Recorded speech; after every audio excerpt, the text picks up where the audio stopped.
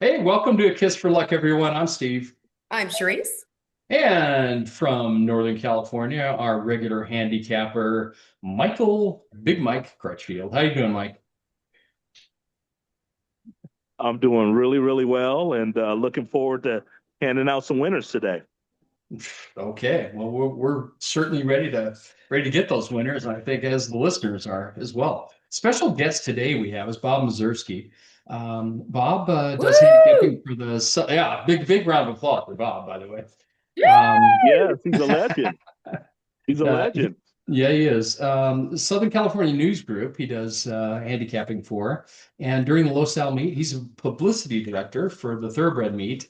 And we also saw him this morning on the South Point show, giving out some picks and giving some analysis. So, welcome to our show, Bob.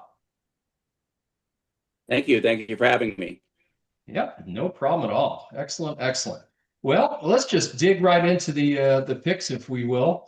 And that looks like Mr. Crutchfield at the sports book, ready to give it to us. Lay it on us, Mike. What do you got?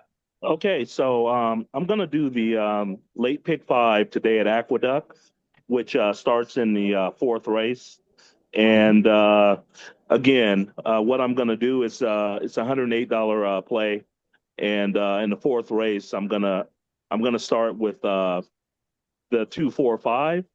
And my first preference is the two. I kind of like this horse. I because he's turf to dirt, but he has good dirt form down further on the lines. Yeah. So I'm going to take a shot at this horse, and hopefully I can get 6-1 or better on this horse, and really like that horse in the fourth race. Okay, fantastic. That's my Sharona. Yes, Okay, and then race five. in the fifth race, I'm going to use I'm going to go ahead and I'm going to use three horses. I'm going to use the two, three, and one, with my first preference being the number one, Pop Goes the Whiz. And I, this jockey trainer combo on a limited information, they're at a 50% win clip, and I like that. And this is a first time starter, and this trainer puts this guy on live horses, so I'm taking a shot with the one as my first preference. Pop Goes the Whiz. Okay, one, two, three in that race. How about race six, Mike? Okay, race six. I'm gonna go ahead. I'm gonna use three horses. I'm gonna use the two, Mhm. 8, and the three. And my first preference being the three, Queen in the Dark. Is it Queen in the Dark or Queen In the Uh, deck. Queen in the in deck. in the deck? Okay, Yeah, that's which always nice to have a queen in the deck. yeah, So if you got another queen to go with it. one won't do. So okay, and so we'll go ahead and go to the seventh race. And again, I'm gonna go a little deeper here, but my first preference, I got two long shots in this race that I'm gonna play to win in place, and I'm gonna play a nice exacta box to these two because I think the race may fall apart. And so I'm gonna use the number two, Mhm. the number 8, and my two long shots. I'm gonna use the 5. I can see that, and the 10. I think it's in Cantillon or Incantation. Oh, incantation. Incantation. Yeah. Yeah. So I'm going to use those two. One is 12-1 on the line. The other is 15-1. I'm going to play them both to win. I'm gonna put 20 to win on them both, and I'm going to play a nice maybe $10 exacta box on those two because I really think that these two horses can hit the board and run big races. And so those are my shot plays in race 7. Well, let's get one of those biggies home. All right, next race, sir. Okay, race number 8. I'm going to use two horses. I'm going to use the number 5, which is the favorite, Party in the Army. And then for my shot play, I'm going to use the first time starter, Violin. Mm, Okay. wow. And again, you guys know I love first time starters, and they've done nothing wrong. And I love playing those type horses. And a typical example today at Tampa, I like the couple. I like the 45 to 1 shot, and I like the six. A 6 to 1 shot. Boxed them up. The exacta paid 400, almost $500 for $2. I had a $5 one. So I Nice. love playing shots with a medium priced horse. So the payoffs could be. Okay. Good. Well, excellent. I tell you, that's a $108 play, and if you get some of those prices in, that is going to have at least a comma in it. That Savachi is a good jockey too, and Yes. so you got him a couple of times out there in Aqueduct. Excellent. All right. Well, super. Charisse, what do you have for us, dear? Okay, I'm just going to run through this. I went to Sunday's Los Al daytime card because, of course, our Pete and Eb Perella are starting two horses. We will be joining them Sunday daytime. I'm gonna go to the seventh race. It's a $24 ticket, Mike. How many times you Uh, want to play it? I'm going to play that twice. Okay, the seventh race, I'm going to use the three horse Road Rules, John Sadler, first time starter with Abel Liscano. And of course, I'm going to use Pete Perella's horse, Stage Run, first time starter with Craig Lewis. Like that horse. And I see Mr. Mieszerski kind of agrees with me on those picks. Okay. And then in the eighth race, I'm going to use two horses. I'm going to use the two Auditory. Coming off a claiming 20, dipping in a little bit here at Los Al Daytime. Edgar Payeras, can't go wrong. And number three, Rousing Jewel with Aguilar in the irons for trainer George Lopez. He claimed him away from Steve Knapp for 8,000 last weekend. So he's going in an allowance 62.50, and I think he can handle this company. In the ninth race, I'm going to use two horses. I'm going to use the six. I'm always thirsty. Mike, who's the sire? Oh, it's got to be Stay Thirsty. Of course. Stay thirsty. And I'm also going to use the eight horse on the outside for Giovanni Franco's in the irons and George Parabon training. One step beyond. I'm going to use those two. In the last race, to save money, single Pete Nebb's horse, can't help myself. We're going to be rooting hard for that win. So number three, can't help myself. But in my pick four ticket, I'm going to have a little coverage. I'm going to have the three, can't help myself. I'm going to use the four by Stay Thirsty, Fianello, Kimura in the irons. And then I'm also going to use another Stay Thirsty in the race, Flashy Fritz. Ed Alvarez and Tyler Bays in the irons, who we used. So that is a $24 ticket. All right. And I am going to mention for fun Los Al Daytime on Saturday in the grade two, Los Alamitos Futurity. As we know, Mr. Baffert has two in there, maybe three. But I'm going to the other Baffert. I'm going to go to the two, Providence. Look at the breeding. Into Mischief. Do you remember Monomoy Girl, gentlemen? Oh yeah. Yeah, absolutely. Winner of Oh, yes. winner of 4.5 million. First time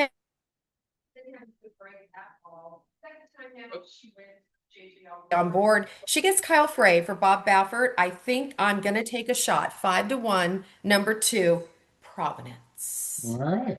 Excellent. Yeah. And going back to your Sunday picks there, Charisse, it is nice that Terry Levenger is giving Ed Alvarez horses, Yes, as he was yes, Gary Sherlock's longtime assistant yes, when Gary passed away. That was good. I yeah. always like to see that. All right, Bob, what do you got for us, sir?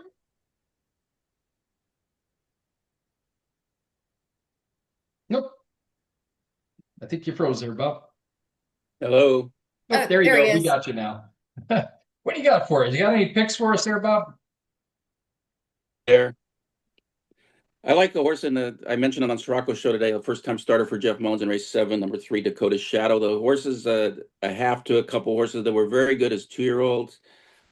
So that's what I'm looking at. I don't like the horses that have run before. Hector Barrios doesn't ride at Los Al a lot during the daytime, but when he does come over, I usually like to pay attention, and he rides a lot of winners for Jeff Mullins. So that's the horse I would give out today. And who's the sire of that horse, Bob? Shockingly, it's Stay Thirsty, who seems to sire just about every, who seems to have just about every 2-year-old in California these days. We bred a Stay Thirsty, and I think those Stay Thirsties like that low sal dirt. I just They do. they Yeah. really do. Yeah. Yeah. So Yay! hope we'll have another winner today. All right. Well, How about a excellent, Jeff excellent. Mullins Stay Thirsty late double, Bob? Wow. That is a possibility. Yeah. Always Hint, a hint, good what plan. Charisse put her $2 on today. I'm going to try that, Charisse, and I'm going to morph it into a pick 4 as well. So Okay. with those two Stay Thirsties. Yeah. There you go. Bob's And pick, there's- your pick. And Mike, just so you know, I did the trifecta in the 7th and the 8th race. Stay Thirsty trifecta boxes. There's 3 in the 7th race and 3 in the 8th race. Wow. There we Good go. luck. Good luck. Yeah. Why not? Well, Stranger Why things have not? happened, right? Exactly. All right, I'm going to take us over to Gulfstream. I'm doing a $36 pick 3. It's a $3 tropical turf pick 3. is So it that starts today in or the tomorrow, 6th. Steve? This one is going to be tomorrow. Sorry about that. Saturday. Okay. Okay. Yeah, we're doing it Saturday, and it starts in the 6th race on Saturday. Got it. And it's an optional claiming 50. We are going to go with the 1, 2, 3, 4 in that race. I'm playing against the 8 in that one, although the 8's got a shot. But I just think every time the 8, if you look at its form at Gulfstream, it just does not like to win at Gulfstream. And I think that's pretty damning. But I tell you, Sam Malinsky, the trainer here, and the owner Jeffrey Cole, they have been last year they tried to take some money doing the ship and win at Del Mar. Didn't work so well. They finished 9th, so they shipped back. And this year in July they shipped in and they did win. So they did the ship and win the right way this time. But when it goes to Gulfstream, it doesn't seem to care much for Gulfstream. Doesn't like to win, so I'm gonna play against. So in that race, I'm going 1, 2, 3, 4. And I noticed in this race also, if you're looking for patterns of the way horses run, very intriguing to watch some of these horses. The 2, Live High, Live Low, I think is probably going to be the favorite. If I can get 5-2, I'll be lucky. But the horse, win, not so good, win, not so good, win, not so good. He's done that since last December. So last time he ran, not so good. Why not? Let's give it a shot. I mean, if you see a pattern, try to jump on it. So, Yep. all right, the next leg of this pick 3 is the 8 race, and this is a mile 16th on the turf. By the way, all these are at least a mile in this sequence, so that's kind of nice. I am going to take a shot in this one. I think Super Speed could be a single here for me. Brian Lynch. What you're going to notice at Gulfstream, they're all starting to come in. All the northern trainers from Saratoga. You get some from Kentucky, from Canada, Norm Cassie. You're getting all these folks coming in to try to take some money down at Gulfstream. This is an ungraded $125,000 race. I think Super Speed is the class there. It should win, but I'm going 7, 8, 10 in that race. I'm taking a big swing with the 7 and the 8, 10-1 and 12-1. I just think that those horses are sitting on go. So I'm putting them in because I don't want to be sitting on the sidelines if they win.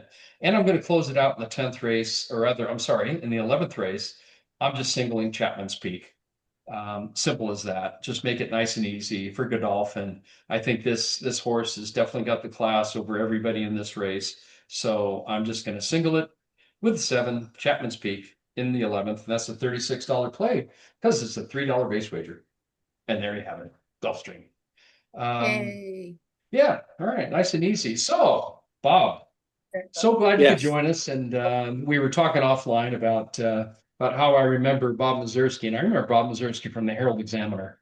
So that definitely dates me. It dates you. I think it dates everybody because that paper. When did that paper roll up? Like around 1990?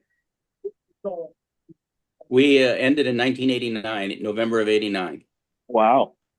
Wow. Okay. That was I was supposed to go to the Breeders' Cup in Florida that year, and I was ready to get on the plane that Wednesday morning, and I got the call right before I left for the airport that the paper was going away. Oh no. Oh.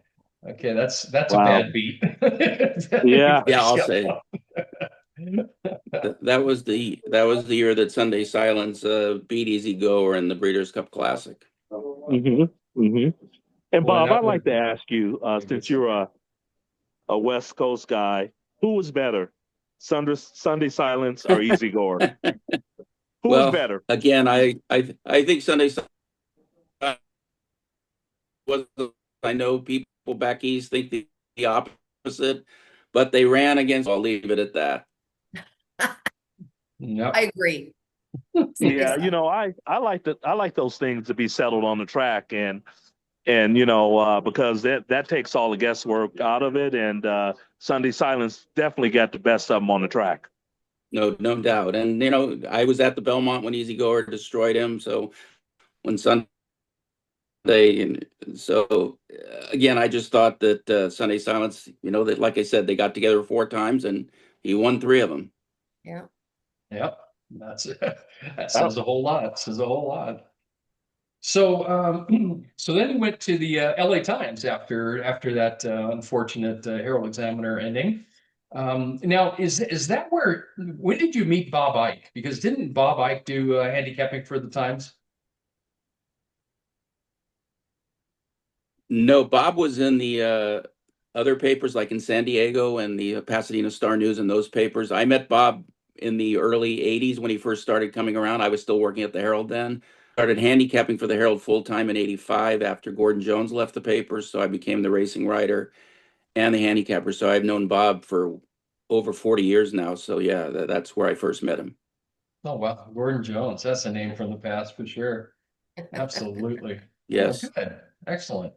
So, so how is the meet going at Los Alamitos, and how are we doing? It looks like we're filling the car, and everything looks pretty good. Are we relatively pleased so far?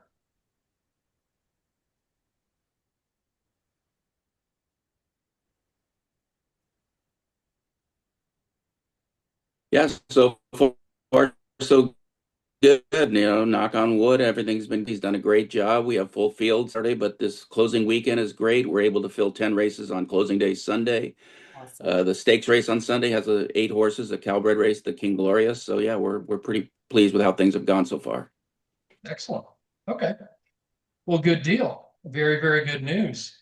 All right. Well, we certainly appreciate you coming on there, Bob. And one more thing I got to ask: how'd you become a Packers fan? Well, as a kid, the Packers were, when I first started following football, I was a young kid. All my friends were Rams fans, and I wanted to be different. And I loved Green Bay's uniforms back in the day, and they were good.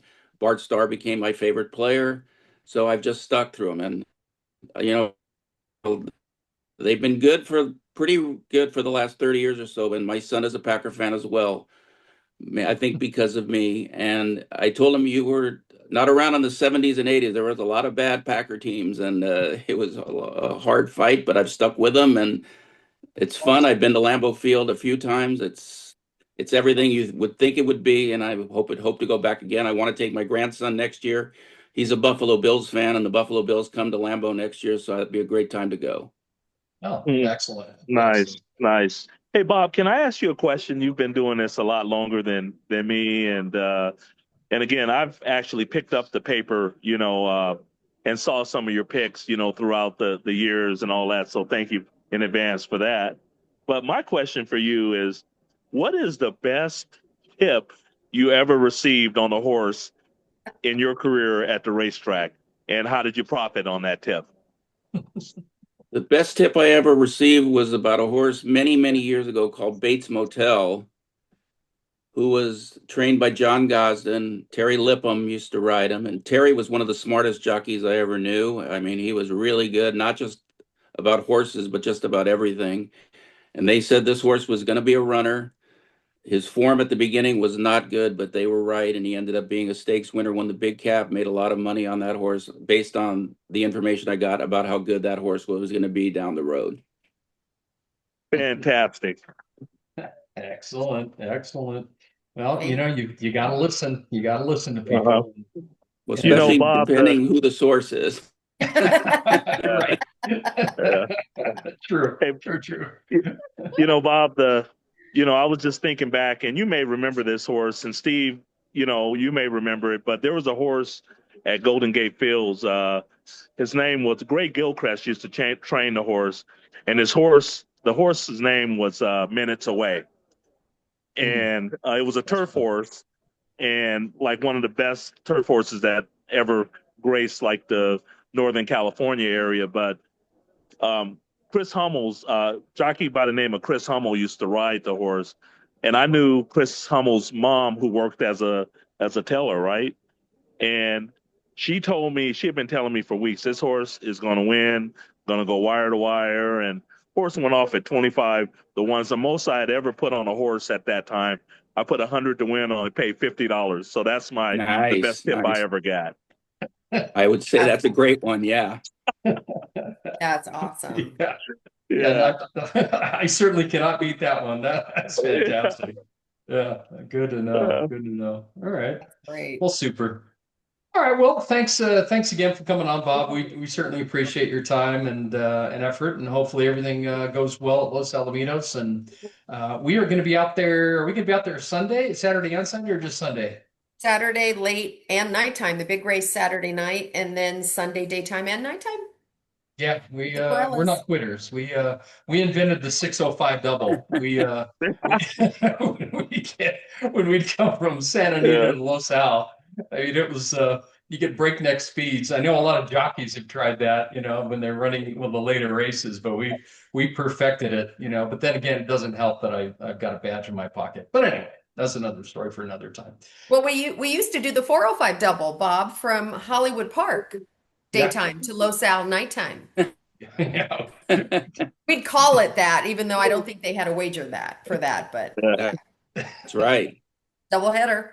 Yeah, anyway. Yeah, we did it for a little while. We did have the 405 double. We'd have the last race at Hollywood Park and the first race at Los Al. Yeah, I do remember that, and that's why when we played that a couple of times, and I remember they broadcast it on TVG. Is the 405 double, and so when we started doing Santa Anita and Los Al, we called it the 605 double, where we parlay a ticket from our last race at Santa Anita into the first race at Los Al. So anyway, you'll see us up there. We'll say hi to you, and thanks again, Bob, for coming on. We certainly appreciate it, and you don't need to join us on this one, but we always say goodbye on our broadcasts like the old dating game. So here we go. And a kiss for luck. See you next week. Okay. Take care, all. Bye-bye. Okay. Very nice.